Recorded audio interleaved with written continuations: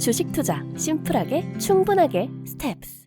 네, 이번 시간에도 지난 영상에 이어서 Q&A 마무리해 보도록 하겠습니다. 연구원님, 이번 질문은 또 시드니 킴님께서 3개나 질문을 주셨어요. 네, 굉장히, 감사합니다. 네, 길게 주셨는데 관심의 표현인 것 같습니다. 네. 이 찐팬 시드니 킴님의 질문 하나씩 해결해 볼게요.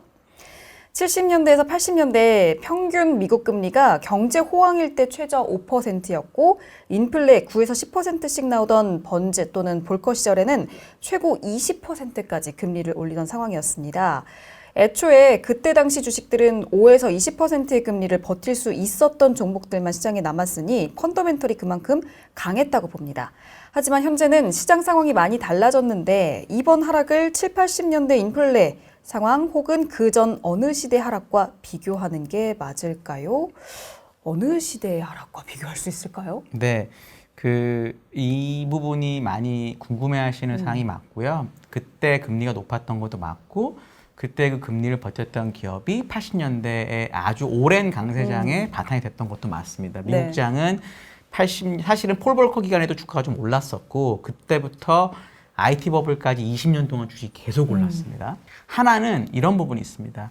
그때 기업들이 다 버텼기 때문에 오른 거는 80년대 일이고 70년대 주가가 빠지는 과정에서는 이런 나쁜 기업들이 망한 거죠. 예를 들어서 73년부터 4년까지 주가가 많이 빠질 때는 그 전에 니프티 50라고 해가지고 지금보다도 훨씬 비쌌던 기업들이 있었습니다.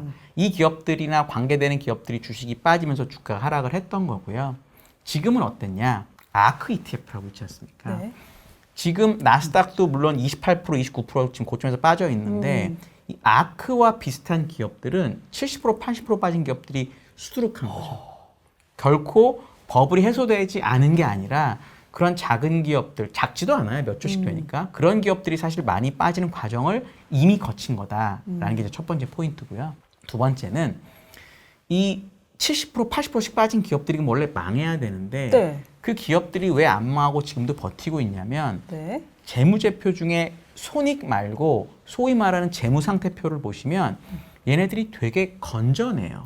건전하다는 뜻은 순현금인 상태가 되게 많고 특히 2021년 주가 좋을 때 이 기업들이 뭘 했었냐면 주당 순자산이 올라가요. 근데 이 기업들은 돈을 못 버는 회사들이기 때문에 주당 순자산이 올라간다는 얘기는 그 기간에 돈을 증자나 이런 걸 통해서 조달했다는 겁니다.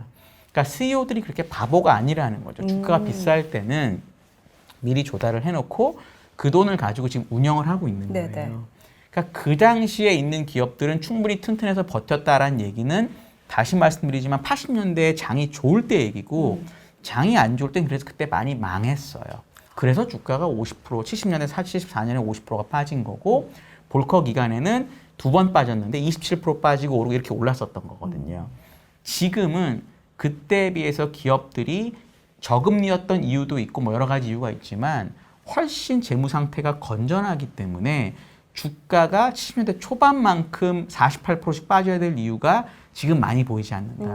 물론 지금부터 4분기까지는 좀 조심해야 될 시기일 수는 있지만 좀 장기적으로 봤을 때 여기서 추가적으로 반토막까지 가는 그런 그림이 나오기는 좀 어렵다라고 저는 보고 있어요. 네, 좋습니다. 자, 그럼 두 번째 질문으로 넘어가 볼게요.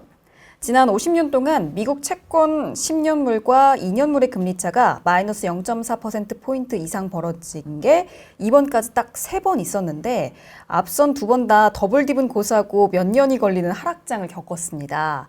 말 그대로 이번 이미 채권 시장은 버블급 침체를 바라보고 강하게 예고하지만 주식은 이 정도면 6에서 9개월 후에 침체, 인플레 다 반영한 듯 날아갑니다. 물론 시간차가 있겠지만 둘 중 하나를 신뢰한다면 저는 빅머니가 있는 채권을 믿는데 그럼에도 주식이 갈 거라고 믿으시는 채권이 잘못 나타낸다고 믿으시는 이유를 알고 싶습니다. 네. 채권이 잘못 나타낸다는 건 아니고요. 채권이나 주식이나 다 자기가 하고자 하는 얘기가 있고 둘 다 이제 어느 게 맞을지 모르는 게 있습니다. 그러니까 주식은 기본적으로 100년 동안 미국 주식은 GDP에 맞게 성장을 했기 때문에 기본적으로 명목 가치를 추구하는 주식이 아주 장기적으로 오른다는 거는 저는 맞는 것 같아요. 네. 한 가지만 제가 말씀을 드리면 이 장단기 금리차와 경기 침체에 관한 부분은 지난주에도 얘기를 드렸고 매우 좋은 포인트고 정말 날카롭게 지적을 해주셨어요. 근데 한 가지 제가 요거 때문에 찾아봤거든요. 네. 그러니까 0.4 이상 벌어진 게 3번이 맞고 한 번은 89년도쯤이었고 IT 버블이고 2번인데 89년은 일본이 박살난 건 맞습니다. 그때 일본이 박살이 났는데 네. 저희 이제 미국 얘기를 하고 있잖아요. 미국 주식은 빠지질 않아요. 오. 주식 갑니다. 그러니까 이게 참 미국의 참 우스운 점인지 좋은 점인지 모르겠는데 우리나라 IMF 때문에 다 망해갈 때도 네. 미국은 주식이 되고요. 중국이 사스 때문에 힘들 때도 미국은 주식이 됩니다. 그러니까 그런 나라예요. 그래서 첫 번째 경우에는 0.4가 벌어졌을 때도 미국 주식이 많이 빠지지 않았다는 거고 IT 버블 때는 말씀하신 대로 주식이 많이 빠졌습니다. 근데 경기는 그렇게 나쁘지 않았는데 주식은 많이 빠졌고 그때는 엔론하고 월드컴의 분식회계라는 또한 이런 일이 있었다는 것도 얘기 드리고 싶고요. 그리고 2번이거든요. 네. 그러니까 요거만 가지고 주식이 무조건 50%짜리 하락장이 나온다고 얘기하기는 조금 어려운 것 같아요. 채권하고 주식이 다른 얘기를 할 때 채권을 믿으신다는 건 너무 좋은 얘기입니다. 네네. 그건 충분히 가능한 얘기고 다만 지난주에 얘기 드렸던 것처럼 장단기 금리 차가 그 역전되고 경기 침체가 오는 기간이 되게 이게 뭐랄까요? 베리에이션이 폭이 커요. 그러니까 이게 어느 게 맞는지는 모르는 거기 때문에 그게 어느 게 맞을지를 생각을 하시고 만약에 장단기 금리 차가 역전되고 경기 침체가 되게 나중에 온다고 보시면 주식 바닥이 먼 거고요. 만약에 가까이 온다고 보시면 주식 바닥은 지나간 거죠. 그러니까 요거에 대해서는 저희 투자자분들이 직접 판단하시는 게 저는 좋을 것 같다라고 생각을 합니다. 채권의 움직임을 보시는 건 되게 좋으신 것 같아요. 아, 좋습니다. 자, 세 번째 질문. 실적이 고점일 때 주가는 저점이란 말이 멀티플적인 측면에서 맞는지 모르겠습니다. 애플이 작년이랑 비교하자면 EPS가 고점보다 거의 반토막 났습니다. 그런데 주가는 10불 빠졌습니다. 결국 지금 멀티플을 더 주고 있는 상황인데 반대로 대다수 다른 종목은 실적이 나아져도 저번 멀티플을 회복하지 못하고 있는 상황입니다. 그럼에도 이번이 맞다면 멀티플이 제일 벌어진 종목들 쓸어 담는 게 필승일 텐데 기관들은 왜 안 하고 있는지 궁금합니다. 기관들의 움직임 어떻게 보세요? 네, 일단은 여기 중에 질문 중에 하나만 제가 정정을 하고 갈게요. 네. 그 질문이 잘못됐다는 게 아니, 말씀 잘못하셨다는 게 아니라 네.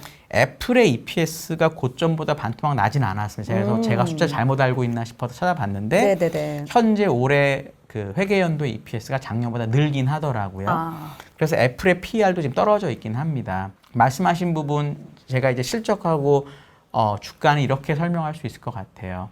경기 민감주는 네. 실적이 엄청나게 많이 나면 이게 경기의 고점이거나 회사 사이클의 고점인 경우가 많기 때문에 오히려 주가는 거기서 팔아야 되는 경우가 있는 거고요. 반대로 경기 민감주인데 실적이 되게 안 나고 있으면 일단 에너지가 2020년에 그랬죠. 그 얘기는 정말 경기가 바닥일 수가 있기 때문에 오히려 주가는 저점일 수 있다. 이런 뜻입니다. 그렇게 해석하시는 네. 게 맞을 것 같고 이 기관들이 왜 안 하는지 사실 저도 잘 모르겠는데 제가 추정을 해보면 시계열의 차이인 것 같아요. 예를 들어 애플이라는 기업을 예를 들어 주셨으니까 네. 애플은 이제 사이클이 좀 없어진 편이에요. 왜냐하면 많은 사람들이 애플을 쓰고 중국 사람도 이제 애플을 쓰고 그쵸? 뭐 이러고 있거든요. 그리고 애플 관련된 기계가 전 세계 10억 대 넘게 깔려 있습니다. 그래서 네트워크와 관련된 서비스와 관련된 매출도 되게 많아졌어요. 그래서 옛날처럼 그냥 기계 회사가 아니라는 거죠. 네. 그렇기 때문에 실적은 되게 잘 버티는데 주가가 좀 빠져서 밸류에이션이 떨어지면 사실 장기적으로 사는 게 맞는 거죠. 근데 매니저라는 사람들은 여러 가지 스타일이 있습니다. 롱온리로 보는 몇 년짜리 보는 펀드 매니저도 네. 있지만 헤지 펀드 매니저도 있고 정말로 뭐 아주 단타하는 사람도 있고 뭐 또는 차익 거래하는 뭐 여러 가지 매니저들이 있거든요. 근데 그 매니저 중에 실제 주가를 누가 움직이냐에 따라서 주식이 이렇게 바뀌는 거기 때문에 매니저들이 전부 다 이걸 안 한다고 생각하기보다는 네. 어떤 매니저는 시계열이 짧으니까 단기적인 모멘텀으로 매매를 하는 거고 어떤 매니저는 장기적으로 보고 산다. 예를 들어 제가 예를 들 수 있는 사람이 워렌 버핏밖에 없어서 좀 그렇지만 왜냐하면 계속 뉴스에 나오니까요. 네네. 워렌 버핏이 이번 상반기에 애플 주가가 많이 빠지니까 더 샀다 이런 뉴스가 있었잖아요. 그분은 길게 보시니까 그렇게 하는 거고 어떤 분은 아니면 안 사는 거고 저는 그렇게 이거를 이해해 주시는 게 어떨까라고 생각하고 있습니다. 아, 좋습니다. 스타일의 차이.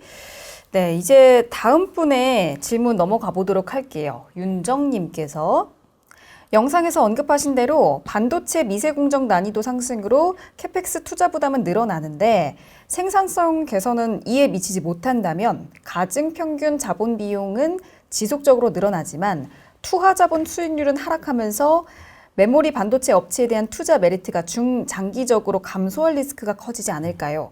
지금의 주가 부진이 이런 구조적 리스크를 반영하고 있는 것은 아닐까요? 어떻게 보시나요? 네, 이 부분이 이제 사실은 주가나 회사의 진정한 실적을 볼 때 되게 중요한 부분이 맞습니다. 원래는 ROIC에서 웩을 뺀 거에다가 투하 자본을 곱하면 이 에바라고 그래가지고 이코노믹 밸류 애디드라고 해서 경제적 부가가치가 나오게 돼요. 이게 큰 회사가 좋은 회사입니다. 원래는. 근데 이 밸류에이션 멀티플 PER이라는 거는 이런 식의 이익의 질이나 이익의 성장성이나 효율도 중요하지만 네. 이게 변동성이 줄어들면 PER이 올라가요.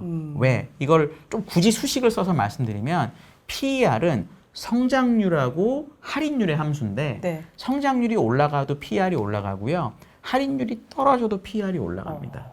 이런 식으로 공급이 안 되고 사람들이 사이클이 없어지게 되면은 이 업종의 할인율이 떨어지는 효과도 있거든요.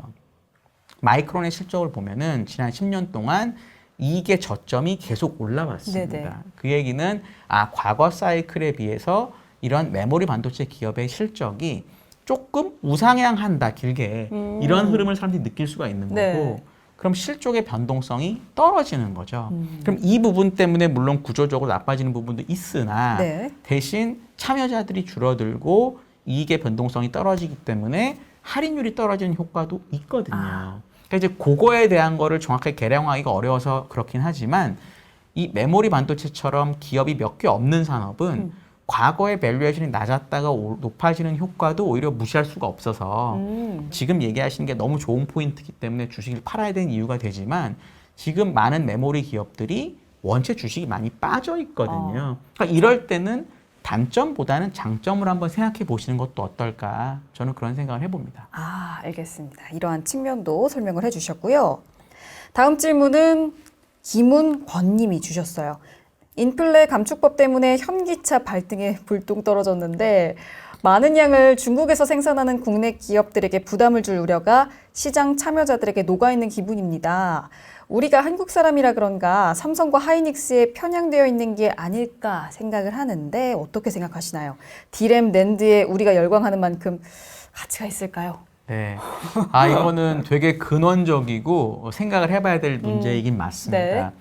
저는 이제 개인적으로 어떻게 보냐면, 인플레 감축법이든 뭐든 간에 이제 미국에서 많이 만들라라는 건데, 정말 다행스러운 거는 특히 디램은 그런데, 네. 한국이 이 업에서 딱 빠지면 네. 전 세계는 디램을 쓸 수가 없어요. 우리나라 디램이 전 세계 70% 정도씩 더 될 수도 있군요. 마이크론이 그렇게 많지가 않으니까. 그러니까 미국이 한국의 디램을 뭔가를 막으려고 하면 미국에서 디램을 쓸 수가 없는 거예요. 사람들이 자꾸 이렇게 많이 생각하세요. 먹는 거, 에너지, 옷, 집 이런 건 정말 필수적이라고 생각을 많이 하시는데 이 디램이나 낸드가 필수적이라는 생각을 잘 안 하시거든요. 근데 생각해 보시면 저희 핸드폰 하루 안 갖고 나왔다고 생각해 보시면 어떨 것 같으세요? 그러면은 일상이 불가능하죠. 불가능하죠. 네. 근데 한 끼 밥 안 먹으면 괜찮아요. 참을 수 있습니다. 네. 그러니까 여기서 우리의 라이프가 50년 전으로 돌아간다. 이러면 반도체는 필수가 아니에요. 없어도 돼요. 네. 지금은 반도체가 없으면, 특히 메모리가 없으면, 우리나라 메모리가 없으면 미국도 잘 돌아가지 않을 겁니다.